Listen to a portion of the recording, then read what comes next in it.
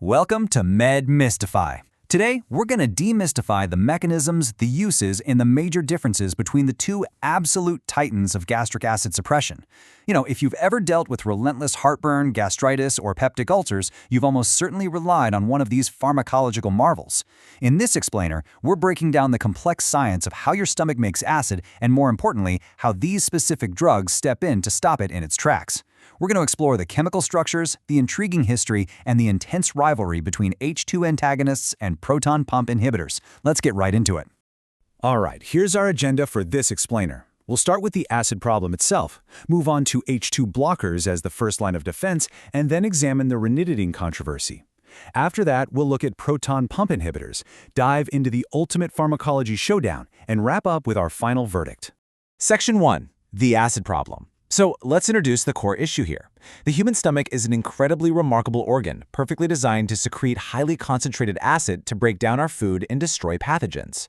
But when this system gets out of balance, well, that same acid turns against us. Excess gastric acid leads to really painful, damaging conditions like GERD, gastritis, and peptic ulcers. Okay, so when the stomach is basically under attack by its own acid, we've got three main goals in gastric pharmacology. First up, we absolutely need to reduce gastric acid secretion right at the source. Second, by dialing down that acid, we protect the supersensitive gastric mucosa. That's the lining of your stomach. And third, creating this low-acid environment actually promotes the healing of any existing ulcers. The drugs we're looking at today achieve these exact goals, but they do it in remarkably different ways. Section 2. H₂ blockers, the first line.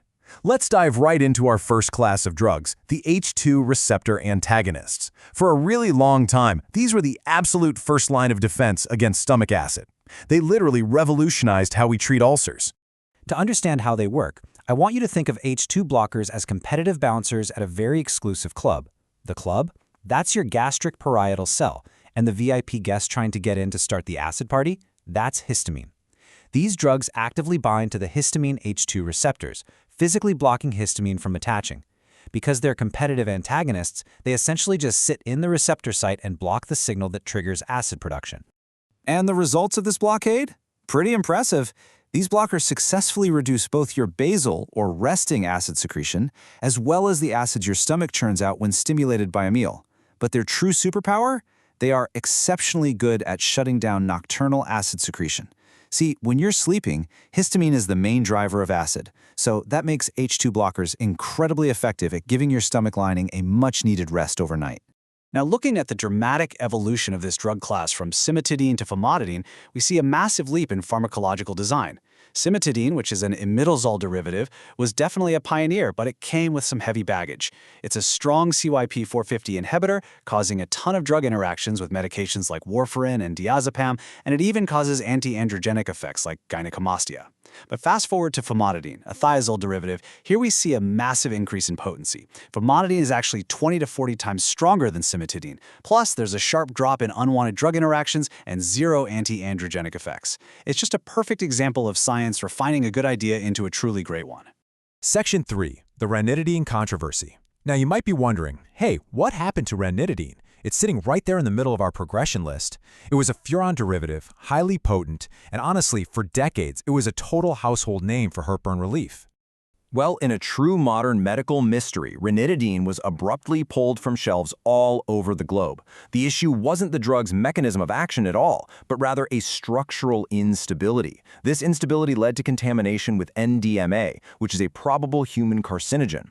Because of this once incredibly popular medication is generally no longer recommended in current clinical practice. It's a stark reminder for all of us of the importance of ongoing pharmaceutical monitoring.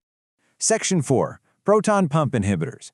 With ranitidine out of the picture and stomach acid still causing immense pain for millions of people, we bring in the modern heavy hitters, gastric proton pump inhibitors, widely known as PPIs. If H₂ blockers are the bouncers keeping histamine out, PPIs are the crew that completely changes the locks on the acid factory. These are the most effective acid-suppressing drugs we have, hands down. They target the H+K+ ATPase, literally the proton pump itself, inside the gastric parietal cells. And unlike H₂ blockers, their inhibition is entirely irreversible. This activation sequence shows just how brilliant the design of PPIs truly is. You don't just swallow an active drug. You actually swallow an inactive prodrug. It travels through your system totally harmlessly until it reaches the highly acidic environment of the parietal cell canaliculi. Only in this intense acid does it convert into an active sulfonamide intermediate. This active form then irreversibly binds to the cysteine residues on the proton pump. Because the bond is irreversible, acid secretion is completely blocked until the cell synthesizes brand new pumps. It is literally targeted structural warfare on stomach acid. We can also see some really fascinating nuances between the different PPIs available today. While all common PPIs share a substituted benzimidazole structure, require activation in those acidic canaliculi, and boast an impressive 24 to 48-hour duration of acid suppression, the individual drugs have their own unique perks. For instance, Rabeprazole is noted for having the fastest onset of action and lower CYP2C119 interactions. Pantoprazole, on the other hand, stands out because it has the absolute lowest CYP450 interactions and is readily available in an intravenous formulation. That makes it a huge favorite for hospitalized patients who are already on multiple medications. Section 5. The Ultimate Pharmacology Showdown. All right, now it is time for the ultimate showdown. We've got the classic H₂ antagonists in one corner and the powerhouse proton pump inhibitors in the other. How do they actually stack up against each other in real-world clinical practice? Well, it often comes down to speed versus endurance. H₂ blockers have a faster onset, providing much quicker relief when heartburn strikes you suddenly. However, their duration is limited to about 6 to 12 hours. PPIs, on the flip side, have a slightly slower onset because they require that complex activation sequence we just discussed. But their endurance is completely unmatched. Despite having a short plasma half-life, their irreversible binding means they suppress acid for a massive 24 to 48 hours. The crucial difference really boils down to their mechanism of action. Because H₂ blockers are competitive and only target the H₂ receptor, their acid suppression is considered moderate. PPIs, though, they target the final pathway, the proton pump itself, with irreversible inhibition, resulting in incredibly potent suppression. These distinctions clearly illustrate why PPIs are now the modern drug of choice for severe GERD and hypersecretory conditions like Zollinger-Ellison syndrome. While H₂ blockers are definitely effective and useful, PPIs just offer superior ulcer healing across the board. Section 6. The Final Verdict. So, what is the final verdict on our two acid-suppressing titans? Which one truly takes the crown? The reality is, they both have a really vital place in modern medicine. Our final takeaways for this explainer are these. While PPIs are the undisputed heavyweights for potent, long-term mucosal healing and are the absolute drug of choice for GERD, H₂ blockers still hold distinct value. This is particularly true for quick, excellent nocturnal acid control. Furthermore, looking at the journey from Cimetidine to Famotidine and the evolution of various PPIs, it proves that pharmacology is constantly evolving to maximize potency while minimizing those dangerous drug interactions.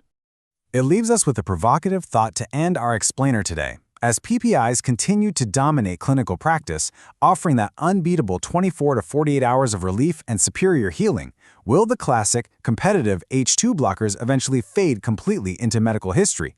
Or will their fast action and nocturnal benefits keep them on pharmacy shelves forever? Kindly like, subscribe, and share for such more informative videos. Also add comment topics on which you'd like to see the next video. We will catch you in the next one.